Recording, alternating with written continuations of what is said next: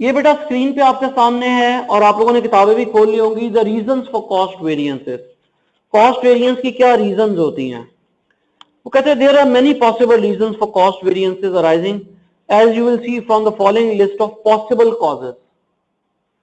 Then it says, then in an exam, this is not an exhaustive list, and in an exam condition you should review the information given and use your imagination and common sense in analyzing possible reasons. तो जनाब दो मुश्किल बातें बता दी ताहिर उसने। कौन कौन सी दो मुश्किल बातें बताई हैं?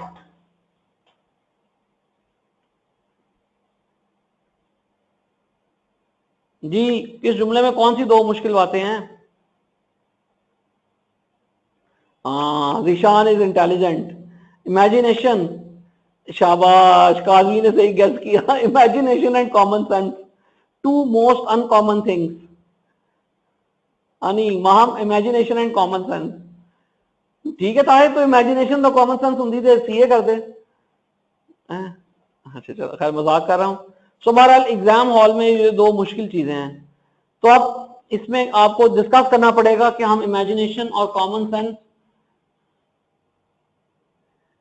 हाँ, एग्जामिनेशन में इमेजिनेशन और कॉमन सेंस कैसे यूज करेंगे, उसके लिए गाइडेंस आपको थोड़ी सी देता हूं। ठीक है, फॉर एग्जाम्पल एग्जामिनर ने हमसे कहा है कि बताइए मटेरियल प्राइस वेरिएंस के मामला को एनालाइज कीजिए। अब आपके लिए मेरा मशवरा यह है कि जो भी वेरिएंस हो उसका फॉर्मूला लिख रहे हैं। Material price variance is actual quantity purchased into standard price minus actual price. अब कल एक बात की थी, शायद मुझे याद नहीं हसन ने की थी या काजमी ने की थी, कि ये जो भी वेरिएंस है फेवरेबल या एडवर्स, बाहर अल्फा ब्रावो चार्ली जो मर्जी है, ये वेरिएंस की किस्मत का फैसला कि ये फेवरेबल या एडवर्स ये ब्रैकेट के अंदर से डिसाइड होगा। अगर ब्रैकेट के अंदर वाली चीज पॉजिटिव आ गई तो ये वेरिएंस फेवरेबल है, और ब्रैकेट के अंदर वाली चीज नेगेटिव आ गई तो ये वेरिएंस एडवर्स है। अब जब ये हम एनालिसिस कर लेंगे कि हमारा फेवरेबल वेरिएंस कब होगा, जब सेलिंग प्राइस ग्रेटर देन होगी एक्चुअल प्राइस, और एडवर्स वेरिएंस कब होगा, when selling price will be less than actual price. अब इमेजिनेशन और कॉमन सेंस यूज करते हैं कि किस किस सूरत में हमारी सेलिंग प्राइस जो है standard price greater than actual price हो सकती है। जैसे अगर आप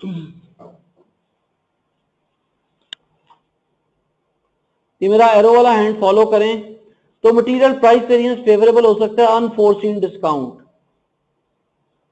ठीक है, काजमी साहब चीजें खरीदने गए, उनको पता नहीं था कि दुकानदार उनका पुराना महल्लेदार है, तो उसने डिस्काउंट दे दिया। मोर केयर टेकन इन परचेजिंग, माम बीबी ने जाके दुकानदार से ऐसी जबरदस्त बार्गेनिंग की कि उसने कहा बीबी ले जाओ, सस्ता ले जाओ। चेंज इन मटेरियल स्टैंडर्ड, जी ये चेंज इन मटेरियल स्टैंडर्ड के केस में प्राइस वेरिएंस फेवरेबल कब हो सकता है?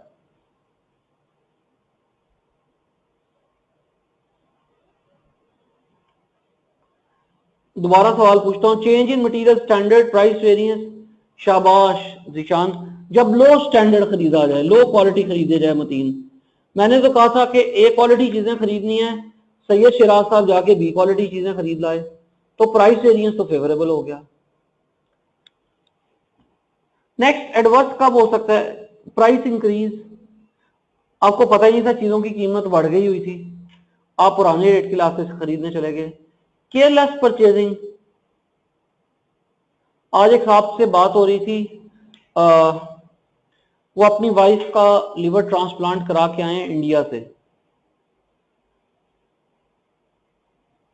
It could be economic reason Hasan, ये तो उसने कहा कि पॉसिबल ही है, इसके अलावा और भी हो सकती हैं। तो वो खैर जो मैं मुख्तसर बात करता हूँ, जो लीवर ट्रांसप्लांट करा के आए इंडिया से, तो वो कह रहे थे कि इंडियन जो थे हॉस्पिटल वाले एक एक बिल में कई कई दफा 50-50 हजार रुपए का डिफरेंस डाल देते थे। तो वो पढ़े लिखे शख्स थे, उन्होंने उसको कंट्रोल कर लिया। सो एनीवे, केयरलेस परचेजिंग, अगर आप भी चीजें खरीदें और बगैर देखे बिल टोटल अमाउंट पे कर दें तो हो सकता है उन्होंने कुछ बीच में रखा हुआ हो। चेंज इन मटेरियल स्टैंडर्ड, जी how would change in material standard result in an adverse variance? अगर आप हाई स्टैंडर्ड हाई क्वालिटी का मटेरियल खरीदेंगे तो। ठीक है जी, तो ये जस्ट मैंने गाइडेंस दी है। यहां तक किसी ने कुछ पूछना तो क्यों लिख दे।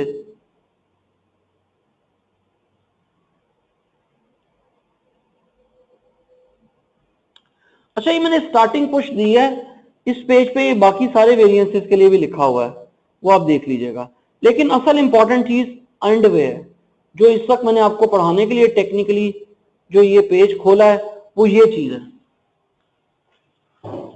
That is interlinkage of variances. It says change in a single factor affects more than one variances. Management must quantify all effects and make a decision on an aggregate basis. मिसाल के तौर पे मैंने मटेरियल लो क्वालिटी खरीदा, इसका क्या क्या impact आएगा। इसका इंपैक्ट ये आएगा कि मेरा मटेरियल प्राइस वेरिएंस तो फेवरेबल हो जाएगा, लेकिन मटेरियल क्वांटिटी वेरिएंस एडवर्स हो जाएगा, लेबर एफिशिएंसी वेरिएंस एडवर्स हो जाएगा, ओवरहेड्स का कॉस्ट वेरिएंस एडवर्स हो जाएगा। ठीक है, आप मटेरियल प्राइस, और हम अकाउंटेंट है, हर चीज नोटों में गिनते हैं।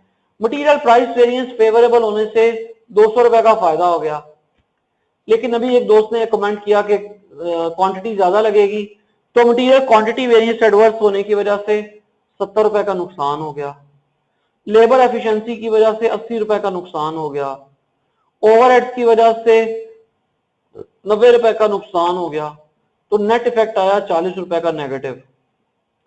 तो पंजाबी में कहते हैं 10 तू की प्यार विचों खटिया। तो जनाब आपने 200 रुपए बचा के क्या किया। हाँ जी मतीन, इसका होता है मैनेजमेंट ने यहां पे किसकी बेस पे फैसला करना है। अगर ये फिगर नेगेटिव आ रही है तो लो क्वालिटी रॉ मटेरियल खरीदने की जरूरत नहीं है।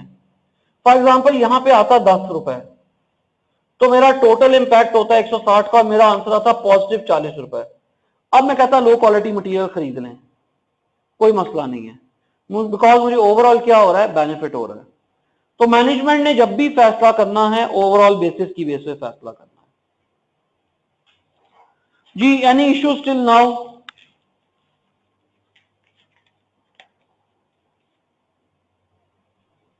जी बेटा सेल्स की इफेक्टेड, चूंकि मैंने सेल्स के वेरिएंसेस निशान पढ़ाए नहीं थे इसलिए मैंने लिखा नहीं है बेटा। सेल्स का इफेक्ट भी यहां लेंगे, तमाम वेरिएंसेस जो अफेक्ट हो रहे होंगे उन सबको यहां पे लिखेंगे।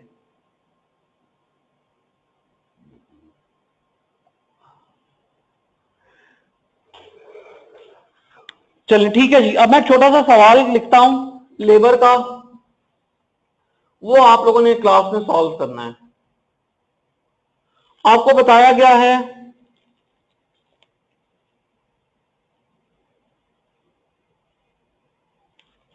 एक फिनिश गुड्स बनाने के लिए चाहिए 4 आवर्स, ये स्टैंडर्ड है, और आपका 1 आवर का रेट है ₹500 पर आवर, ये भी स्टैंडर्ड है। आपके वर्कर एक यूनिट बनाने के लिए 500 रुपया लेते हैं। एक खास महीने में, जनवरी के महीने में आपकी एक्चुअल प्रोडक्शन आई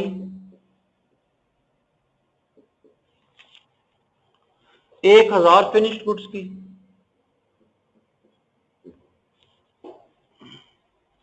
आपने पे किए, you paid ₹2.121 million, 2,121,000 for 4200 hours, और आपके आवर्स वर्कड हैं 4100 आवर्स। अब आप सब ने इसकी बेस पे लेबर कॉस्ट वेरिएंस निकालना है, लेबर रेट वेरिएंस निकालना है, लेबर एफिशिएंसी वेरिएंस निकालना है, और लेबर का आइडल टाइम वेरिएंस निकालना है।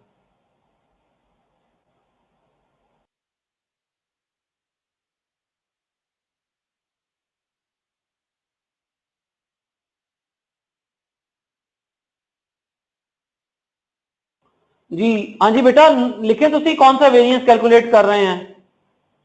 सैयद शिराज का और माम का डिफरेंट आ रहा है, क्यों गलत आ रहा है। लेबर कॉस्ट वेरिएंस सबसे पहले क्या करेंगे, standard cost card. Standard cost card एक फिनिश गुड्स का, एक फिनिश गुड्स का बनाने के लिए 4 घंटे 500 रुपए के रेट के लिहाज से कॉस्ट आ गई 2000।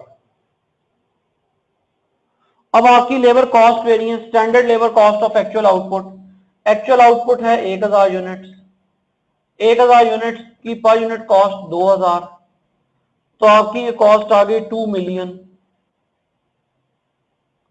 और आपकी एक्चुअल कॉस्ट है 2121,000, तो आपका लेबर कॉस्ट वेरिएंस आ गया 1,21,000 एडवर्स। जी माम आपने 120 क्यों लिखा, सैयद शिराज आपने 120 क्यों लिखा।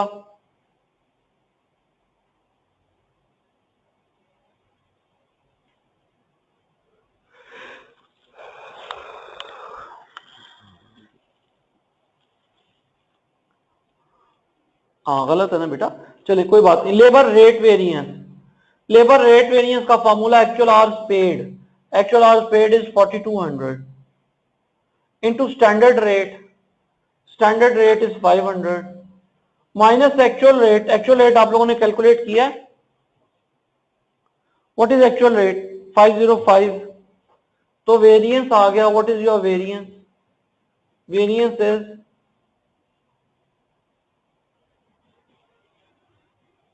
काजमी ने सारा सवाल कर लिया है, वेरिएंस इज 21,000 एडवर्स। अब लेबर एफिशिएंसी वेरिएंस पे आते हैं। Labour efficiency variance is standard rate 500 into standard hours for actual output, actual output है 1000 और उसके लिए स्टैंडर्ड आवर्स 4 के हिसाब से हो गए 4000 माइनस एक्चुअल आवर्स वर्कड और 4100, तो हमारा वेरिएंस आ गया लेबर एफिशिएंसी का 50,000 adverse.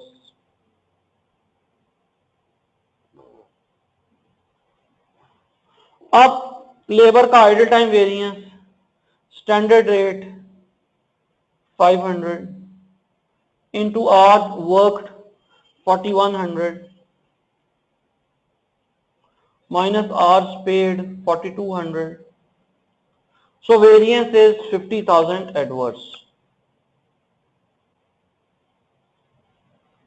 50,000 adverse, 50,000 adverse and 21,000 adverse will add up to 1,21,000. अब हमने ये वेरिएंस निकाल रहे हैं लेबर कॉस्ट वेरिएंस और मैं यहां रुपीज इन थाउजेंड्स लिख रहा हूं, रुपीज इन थाउजेंड्स लिख रहा हूं। Labour rate variance, labour efficiency variance और लेबर का आइडल टाइम वेरिएंस, जो मैंने कन्वेंशनल रिवायती तरीके से, ट्रेडिशनल तरीके से सॉल्व किया, तो लेबर कॉस्ट वेरिएंस है 1,21,000 एडवर्स, लेबर रेट वेरिएंस है 21,000 एडवर्स, लेबर एफिशिएंसी वेरिएंस है 50,000 एडवर्स और लेबर आइडल टाइम वेरिएंस है 50,000 एडवर्स। यहां तक किसी को कोई प्रॉब्लम तो क्यों लिखी है।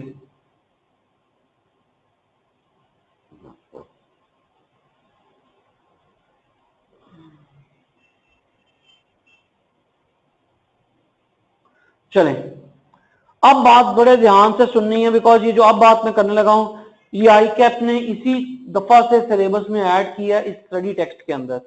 इससे पहले ना ये कभी सीए फाइनल में इस तरह की बातें हुई थी ना बाद में हुई हैं, तो आपने ध्यान से सुनना है और इसका कोई प्रैक्टिस क्वेश्चन भी नहीं है, जो मैं अभी बोर्ड पे कराऊंगा वही प्रैक्टिस क्वेश्चन है। और वो सिचुएशन क्या है कि आई कैप ने यहां पे लिख दिया कि ये जो 4 घंटे हैं इंक्लूड्स 10% आइडल टाइम,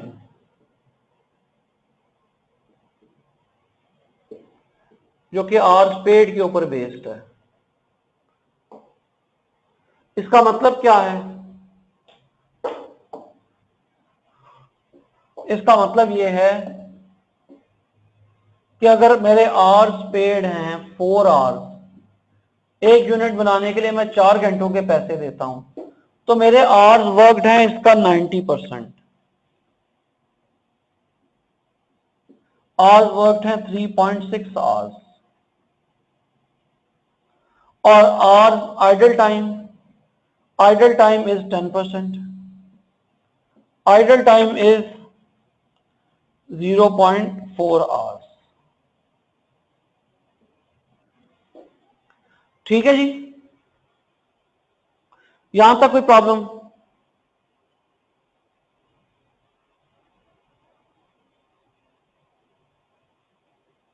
चलिए, अब इससे फर्क क्या पड़ा, और हमें ये बताया गया, एग्जामिनर ने यहां पे हमें बताया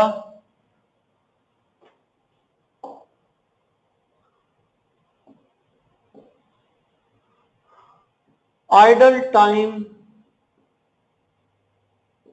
is a part of standard cost। idle time standard cost का हिस्सा है।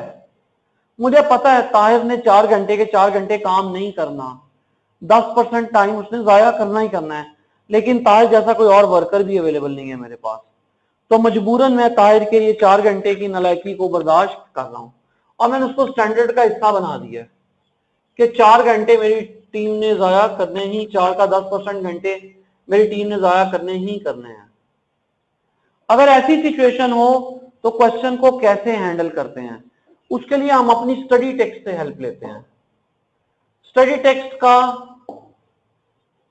पेज ये जिसपे फॉर्मूला लिखे हुए हैं, इस पे देखिए अब आप लोग ध्यान से।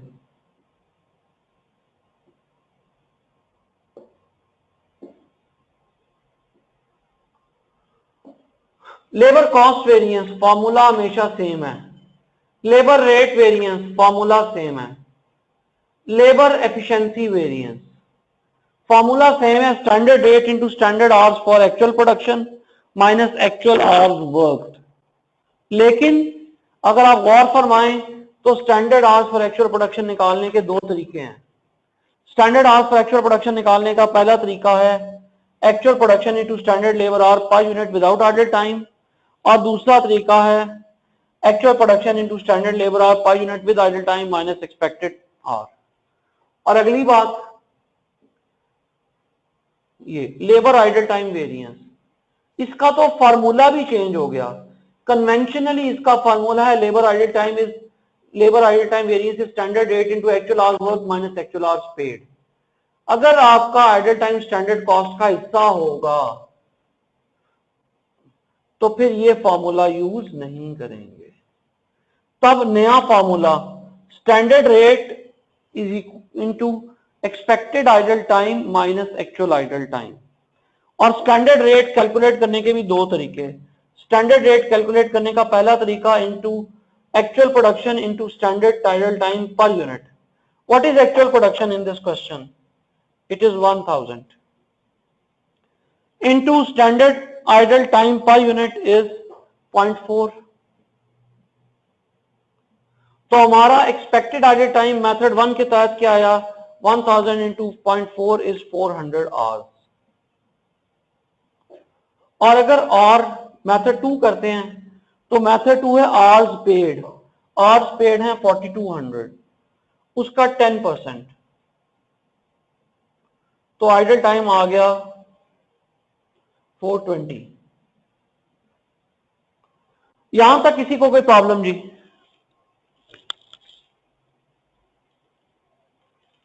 अब इसका मतलब है ये जो हमने फॉर्मूला पढ़ा था ये फॉर्मूला चेंज हो जाएगा। अब आइडल टाइम वेरिएंस का ये फॉर्मूला नहीं रहेगा। आइडल टाइम वेरिएंस का पहला फॉर्मूला हम लेंगे standard rate into expected idle time 400 minus actual idle time. ये फॉर्मूला का पेज आप सबने खोल के रखा होगा, नहीं तो दोबारा देख लें। Expected idle time, this is expected idol time minus actual idol time. और आपका सवाल में एक्चुअल आइडल टाइम कितना है? 100 घंटे। आपने पेमेंट किया 4200 घंटों की और काम किया है उन्होंने 100 घंटे, 4100 घंटे, तो एक्चुअल आइडल टाइम हो गया 100 घंटे।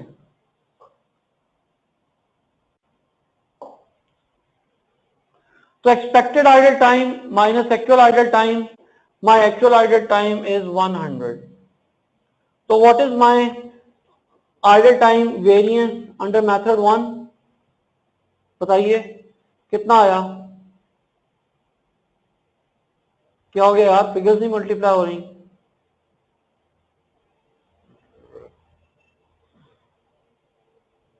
1,50,000 आइडल टाइम. आधी बात बताइए इसने, काजमी ने, गंदे बच्चे ने. Idle time is favourable Kazmi साहब, महाम बेटी, फेवरेबल 400 माइनस 100. और अगर मेथड 2 से करेंगे तो, और इनके दरमियान और है, मेथड 2 से आइडल टाइम वेरिएंस बराबर होगा standard rate into expected idle time. Method 2 का है 420 minus actual idle time 100. So variance is how much? Variance is 1,60,000 favourable. यहां तक किसी ने को सवाल पूछना हो, किसी ने को बात पूछनी हो?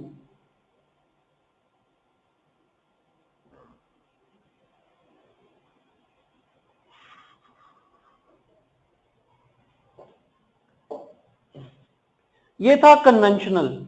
और अगर आइडल टाइम स्टैंडर्ड का हिस्सा हो, स्टैंडर्ड का पार्ट हो, तो फिर मेथड 2 है. हाँ, अभी अभी मतीन बात पूरी कर लो बेटे, फिर आपको बात समझ में आ जाएगी. मेथड 2 है. मेथड 1 हो या मेथड 2 हो, लेबर कॉस्ट वेरिएंस का आंसर सेम रहेगा 1,21,000. लेबर रेट वेरिएंस का फॉर्मूला सेम रहेगा 21. लेबर एफिशिएंसी वेरिएंस अभी हमने निकाला नहीं है, लेकिन मेथड 1 के तहत लेबर का आइडल टाइम वेरिएंस आ गया 1,50,000 फेवरेबल, और मेथड 2 के तहत 1,60,000 फेवरेबल.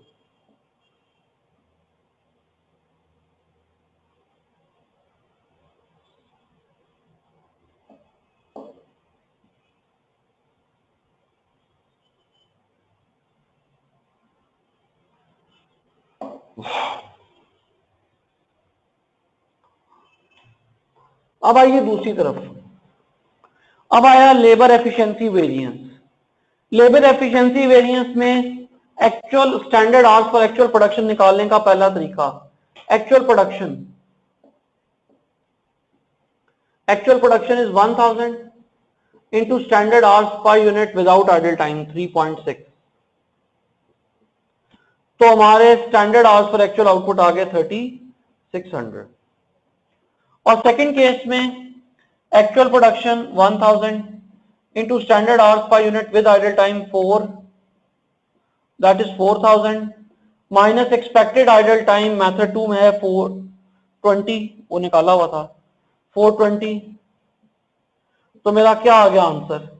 1000 into 4, 4000 minus 420, 3580. ये किसका आंसर आया? Standard hours for actual production method 1 और standard hours for actual production method 2. यहां तक कोई प्रॉब्लम जी? तो अब हम यहां पे आते हैं. यहां पे standard hours for actual production method 1 के अंदर बाहर तो 500 ही आएगा. Standard hours for actual production 4000 की जगह आ गया 3600. 3600 minus 4100. So what is variance? What is variance, labor efficiency variance under method Roman 1? 2,50,000 adverse. और अगर मेथड 2 कर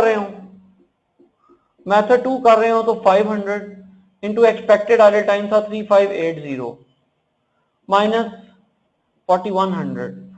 so what is variance? Labour efficiency variance under method 2, it's 2,60,000 adverse. लगता है सिर्फ काजमी को समझ आ रही है, बाकी सब मेरी तरह नालायक ही हैं. 2,60,000 एडवर्स. इस टेबल पे आए तो पहले केस में लेबर एफिशिएंसी वेरिएंस आ गया 2,50,000 एडवर्स, और दूसरे केस में आ गया 2,60,000 एडवर्स. अब मतीन आपके सवाल का जवाब आ गया, आंसर सेम है. अगर आप इन दोनों को लेते नेट तो इसका जवाब भी 100 एडवर्स, इन दोनों को नेट लेंगे जवाब 100 एडवर्स, इन दोनों को नेट लेंगे जवाब 100 एडवर्स। चीजों को तसल्ली से देख लें, अगर कुछ नहीं समझ आ रही तो पूछ लें। इसकी कोई और वर्कड एग्जाम्पल अवेलेबल नहीं है, यही एक वर्कड एग्जाम्पल है और यही एग्जाम में आ सकती है। ये आपकी स्टडी टेक्स्ट से मैंने लिया है, ये कोई मेरी अपनी इख्तरा नहीं है, ये आईकैप की स्टडी टेक्स्ट है, उसमें ये सारी बातें बड़े डिटेल से एक्सप्लेन हुई हुई हैं इसी तरीके से।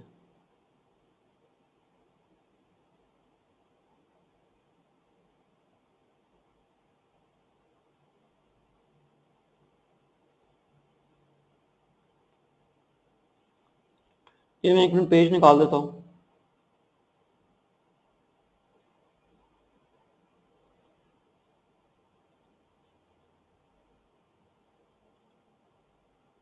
ये यहां से पैरा 3.4 से शुरू हो रहा है और उसने फिर वो सारे फार्मूले बताए हैं, idle time not included, method 1, method 2, और समरी में आके कहा है कि नेट इफेक्ट सेम है।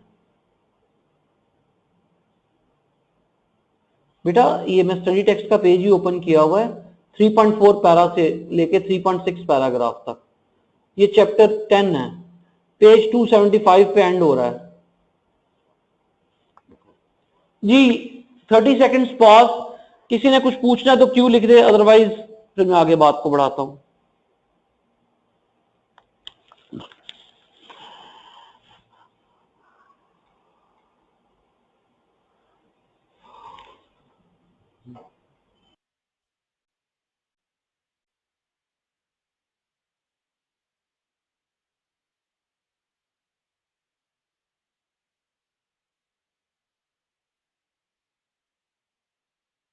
बेटा आईकैप ने ये पूछा है, इसको ऐसे ही पूछा है, अब हमें इसको ऐसे ही समझना है, इसका कोई और तरीका नहीं है। मैंने अपनी तरफ से जितनी मेरे अल्लाह ताला ने अकल दी थी, मैंने कोशिश की आप लोगों के लिए इस बात को आसान बना दूं। वो मैंने ये पेज और फार्मूलाज डेवलप करके आप लोगों के लिए कोशिश की है कि इसको आसान बना सकूं, but this is as it is. मैंने तो ये 4 लाइनों में हल कर दी है, आईकैप ने इस पे 4 सफे लिखे हुए हैं।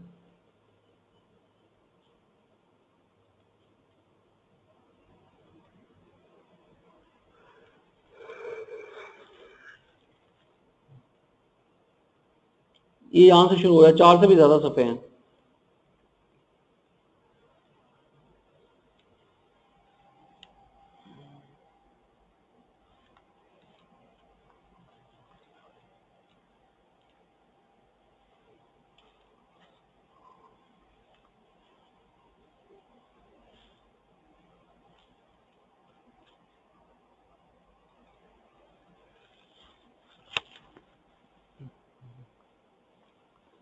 अच्छा जी, किसने कुछ पूछना तो क्यों लिखे, नहीं पूछना तो नो लिखे, सबने जवाब देना है।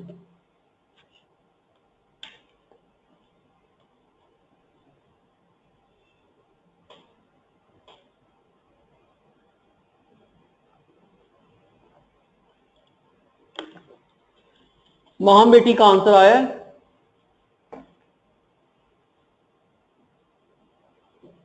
बाकी सब दोस्तों का तो आ गया है, मुझे ताहिर का नहीं नजर आया और माम का नहीं नजर आया।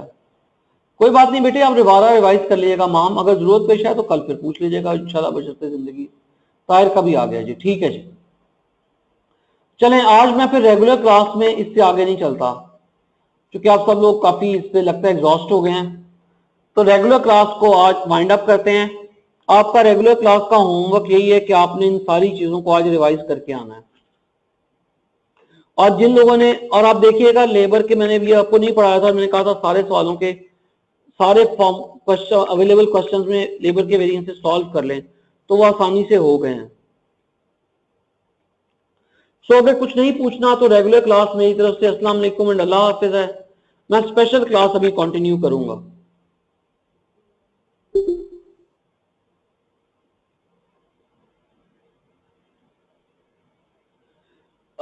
काजमी साहब मैं कोशिश करूंगा ये टेक्निकल इश्यूज हैंडल हो जाए। I try, not sure.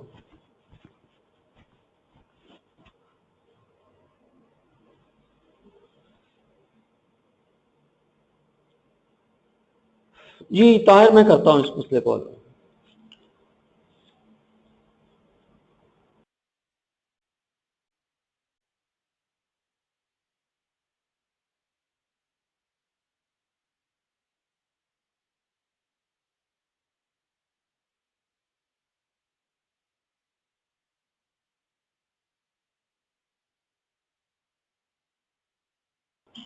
Tahir, लेकिन बेटे करना है, मैं कोशिश करता हूँ इसको रिवाइज कराने की, आज ही अपलोड कराने की। तो आप में से जो रेगुलर क्लास पढ़ रहे हैं वो दे माइट में ऑन देयर ओन ऑप्शन, अगर वो जाना चाहते हैं तो जा सकते हैं, हम फिर स्पेशल क्लास की तरफ बढ़ते हैं।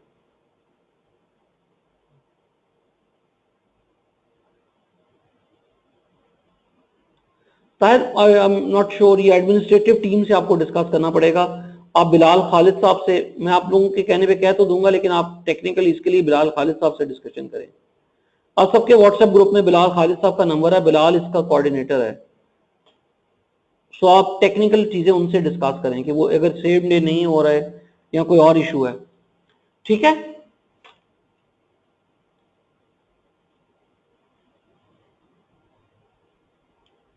चले जी, बिस्मिल्लाहिर्रहमानिर्रहीम। I welcome all of you to this special class.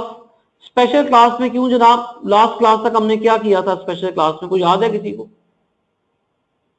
हमने स्पेशल क्लास में लास्ट क्लास तक हमने ओवरहेड्स का चैप्टर पूरा किया था जी। ओवरहेड्स के चैप्टर के कुछ सवालात थे जो मैंने क्लास में डिस्कस किए थे आप लोगों के साथ, कुछ आप लोगों ने खुद घर से करने थे जी। तो मैं इसलिए वो आ रहा हूं चैप्टर 3 पे।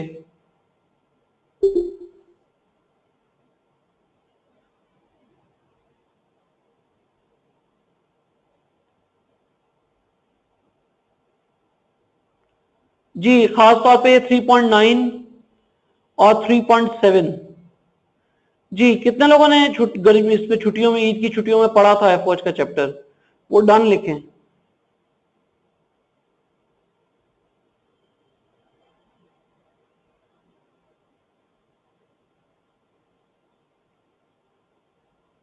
चलें, वकास साहब ने पढ़ा है, फजल साहब ने पढ़ा है और ताहिर ने पढ़ा है।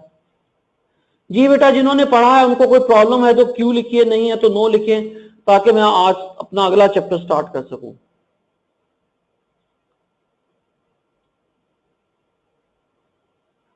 अच्छा चले, कोई मसला नहीं।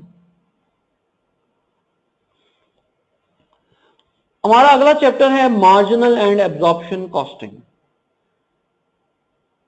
मुझे फाइल ओपन कर लेने दें, मैं एक सेकंड के लिए आवाज और स्क्रीन बंद कर रहा हूं ताकि रेलेवेंट फाइल ओपन कर सकूं।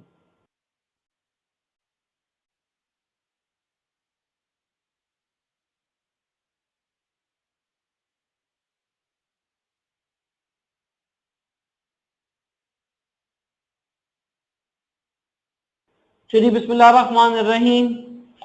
हम इस वक्त स्टार्ट कर रहे हैं मार्जिनल एंड एब्जॉर्प्शन कॉस्टिंग का चैप्टर। इसको एक थोड़े से मैं डिफरेंट अंदाज से आपके साथ टैकल कर रहा हूं, ठीक है जी। आपके सामने एक सवाल है, ये आपकी हैंडबुक का सवाल है D6, इसलिए आप सबको आंसर नोट करने की कोई जल्दी नहीं होनी चाहिए। जब भी आपके पास मार्जिनल एंड एब्जॉर्प्शन कॉस्टिंग का सवाल आए तो आपने एक कुछ बुनियादी बातें याद रखनी है। सबसे पहली की पॉइंट जो मार्जिनल एब्जॉर्प्शन कॉस्टिंग के चैप्टर का है,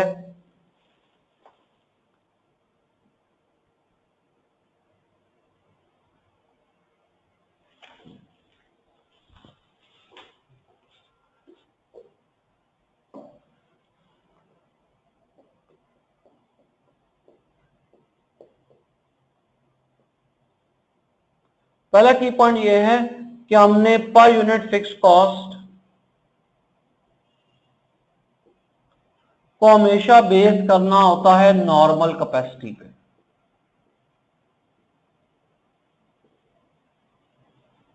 और नॉर्मल कैपेसिटी का असूल यह है कि फर्स्ट इंस्टांस में नॉर्मल कैपेसिटी हमें क्वेश्चन में गिवन होनी चाहिए। हमें एग्जामिनर बताए कि हमारी कंपनी की नॉर्मल कैपेसिटी क्या है। लेकिन आपको पता है बादशाह तो बादशाह होते हैं, अगर बादशाह ने ना दिया तो फिर सेकंड ऑप्शन ये है कि उस ऑर्गेनाइजेशन की जो 100% कैपेसिटी होगी, हम उस 100% कैपेसिटी को एज्यूम कर लेंगे कि ये है हमारी नॉर्मल कैपेसिटी। अब अगर एग्जामिनर ने ऐसा सवाल बनाया जिसमें 100% कैपेसिटी भी कंप्यूट नहीं हो सकती, फिर थर्ड ऑप्शन पे जाना पड़ेगा। ये भी ना हो, ये भी ना हो, तो फिर थर्ड ऑप्शन ये है कि जो आपका हाईएस्ट लेवल होगा, वो आपकी नॉर्मल कैपेसिटी होगा। अगर आप पास्ट को डील कर रहे हैं तो ये हाईएस्ट एक्चुअल होगा, और फ्यूचर को डील कर रहे हैं तो ये हाईएस्ट बजटेड होगा। मैं जरा साइज बड़ा कर लूं।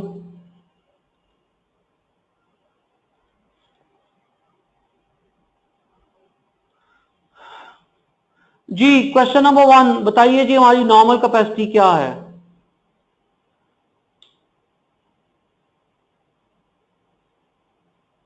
ध्यान से जवाब देना है। D1 what is normal capacity?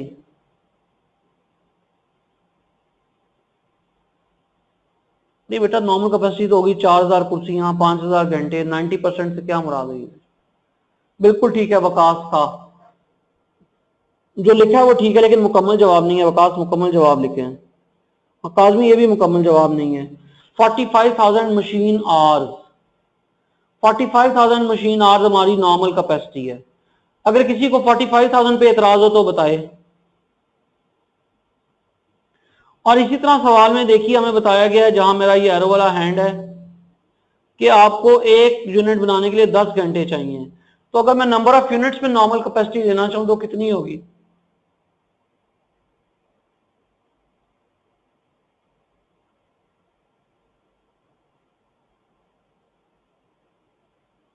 जी बेटा जवाब दें, नंबर ऑफ यूनिट्स में नॉर्मल कैपेसिटी लेना चाहूं।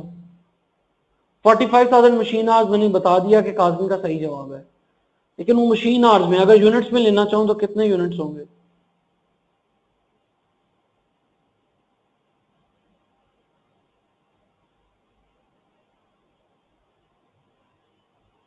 बिल्कुल सही, काजमी ने सही जवाब दिया, 4500 यूनिट्स होंगी। एक यूनिट बनाने के लिए 10 घंटे चाहिए, तो 45,000 घंटों में 4500 यूनिट्स बनेंगे।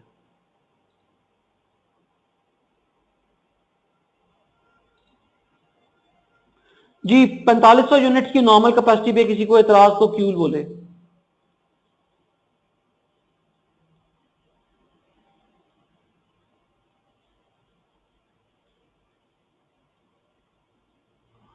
जी इस सवाल में बताइए नॉर्मल कैपेसिटी क्या है D2 में?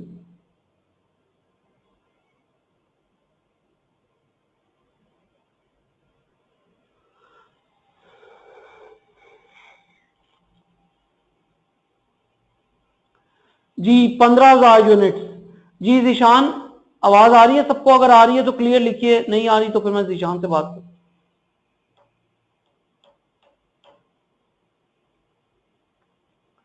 ठीक है जी, तो ये 15,000 यूनिट्स इसकी नॉर्मल कैपेसिटी हो गई। Question number 3 what's the normal capacity?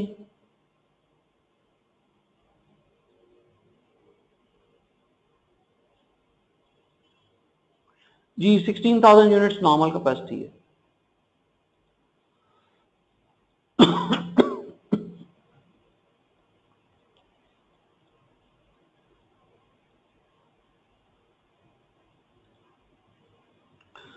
D4 what is normal capacity?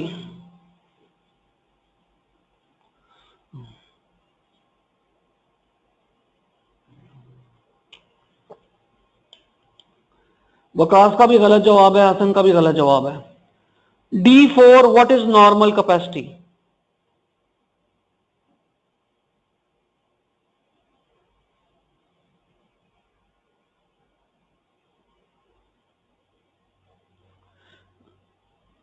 कितने यूनिट्स प्रोड्यूस? वकास नंबर बताओ ना, तादाद 1 2 3 4।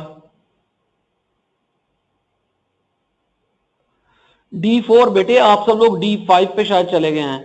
D4 में ये लिखा हुआ है the companies normal activity level is 4,000 units per month, लेकिन हमने नॉर्मल कैपेसिटी हमेशा एनुअल बेसिस पे लेनी होती है। तो अगर 4,000 पर मंथ है तो एनुअल नॉर्मल कैपेसिटी क्या हो गई? तो जवाब बताए ना हसन।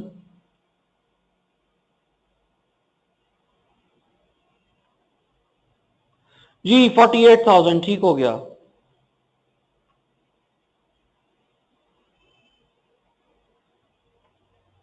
चलें ये बात काफी हो गई।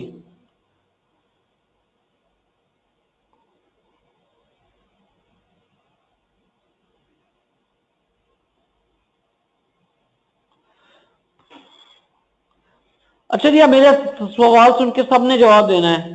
What is the total per unit cost? यहाँ एब्जॉर्प्शन कॉस्टिंग के तहत पर यूनिट कॉस्ट कितनी है? Absorption costing, traditional costing, conventional costing, what is the per unit cost?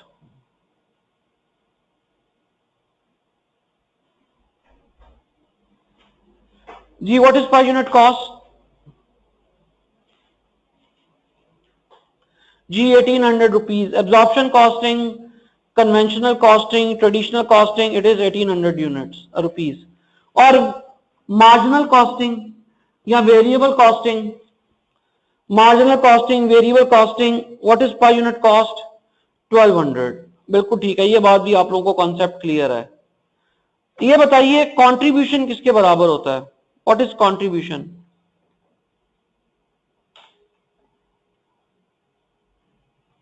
Contribution is sales minus variable cost. बिल्कुल ठीक है, ये कॉन्सेप्ट भी आप लोगों को क्लियर है। तो बस फिर बेटे डायरेक्ट सवाल पे चलते हैं। फिर मार्जिनल एब्जॉर्प्शन कॉस्टिंग में मैंने क्या पढ़ाना है, सवाल करते हैं एग्जाम लेवल का।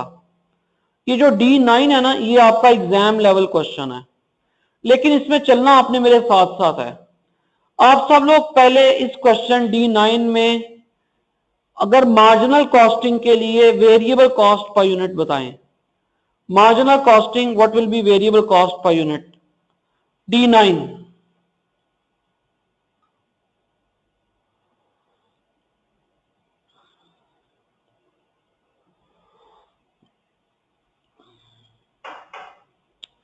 सो D9 में वेरिएबल कॉस्ट पर यूनिट है 50 रुपीज। किसी को एतराज हो तो बताए 25 जमा 13 जमा 12, ये तीन मिला के वेरिएबल कॉस्ट बनेगी। So and what is absorption cost per unit? गलत जवाब ताहिर का। काजमी का सही जवाब है 60 रुपीज। सो मार्जिनल कॉस्टिंग में पर यूनिट कॉस्ट है, नो इशू शायद। मार्जिनल कॉस्टिंग में पर यूनिट कॉस्ट है 40 और एब्जॉर्प्शन कॉस्टिंग में पर यूनिट कॉस्ट है 60। चलें, सवाल की पहली वर्किंग ये पर यूनिट कॉस्ट होगी, अपने पास नोट करें। What will be the second working of the question? सवाल में इनकम स्टेटमेंट वगैरह बनाने से पहले दूसरा काम क्या करेंगे?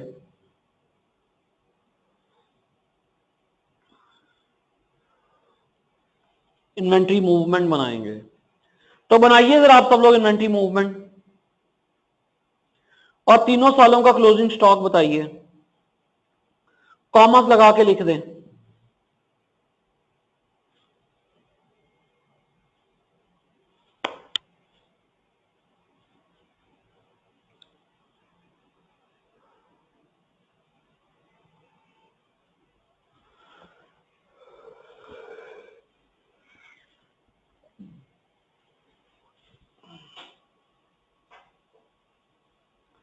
जी, ओपनिंग स्टॉक पहले साल का कितना है? What is the opening stock for first year? Opening stock is 2000। So 2000 plus 12,000 14,000। तो पहले साल का क्लोजिंग कितना आ गया?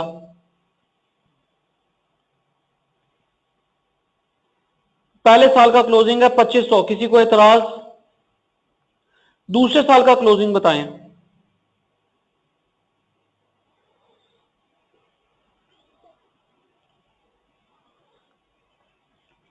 जी, दूसरे साल का क्लोजिंग है 1300। बिल्कुल ठीक है। और तीसरे साल का क्लोजिंग?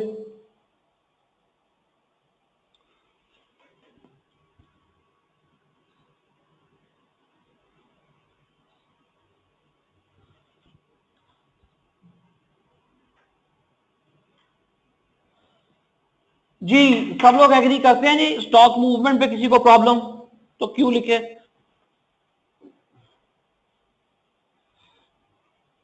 चले, अब आप सब लोग बनाएं इसमें income statement under marginal costing. Year 1 की बना लें। यहां आपका आज का होमवर्क यह है कि आपने ये सवाल D9 बगैर सोल्यूशन देखे पूरा करना है। ठीक है जी। अगर आप लोगों ने ये D9 क्वेश्चन बगैर सोल्यूशन देखे पूरा सही कर लिया, दोनों इनकम स्टेटमेंट्स बना ली और प्रॉफिट रिकंसिलिएशन बना ली, तो इसका मतलब है ये इस टॉपिक का अगर इस टॉपिक की बाउंड्रीज में रहा जाए तो ये मुश्किल तरीन एग्जाम क्वेश्चन है। अगर आप लोगों ने ये सही कर लिया तो इसका मतलब आपको ये टॉपिक आता है।